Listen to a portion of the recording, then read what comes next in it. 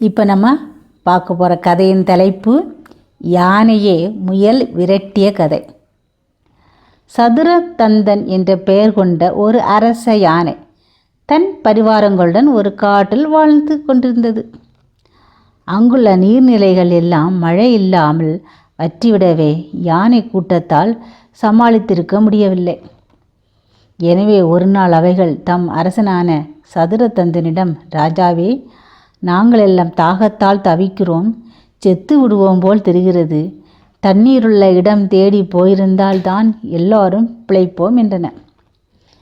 அரச யானை யோசித்து அறிந்து 5 நாள் பயண தூரத்தில் இருந்த ஒரு பள்ளத்தாக்கு பகுதி அடைந்தன. அங்கே தண்ணீரை கண்டதும் அவைகளுக்கு தலை கால் தெரியவில்லை. நீரில் இறங்கி கும்மாளம் போட்ட பின் மகிழ்ச்சியால் இங்கும் அங்குமாக ஆடி ஆடி திரிந்தன. அங்கே முயல்கள் அதிகம். அச்சமற்ற நிலையில் அங்கு இங்குமாக ஓடிக்கொண்டிருந்த அவைகளின் பல அப்போது யானைகளின் கால்களில் நசுங்கி செத்துவிட்டன. இதனால் வருத்தமுற்ற முயல்கள் ஒன்றாய் கூடி யோசிக்க ஆரம்பித்தன. இன்றைக்கு ஒரு யானை கூட்டம் வந்து நம்மில் சிலரை மிதித்து சாகடித்து விட்டது. இப்படியே தினமும் இருக்கும். நமக்கு மீளா சங்கடம் நேர்ந்து விட்டதே.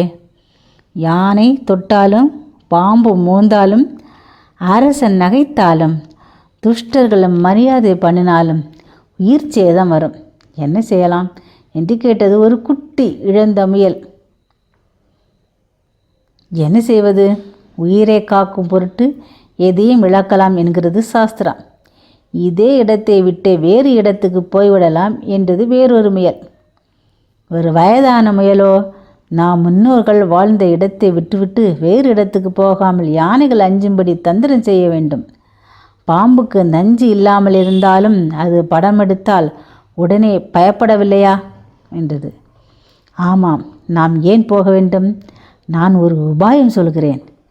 விஷயதந்தன் என்னும் நம்முடைய தெய்வம் சந்திர மண்டலத்தில் இருக்கிறான்.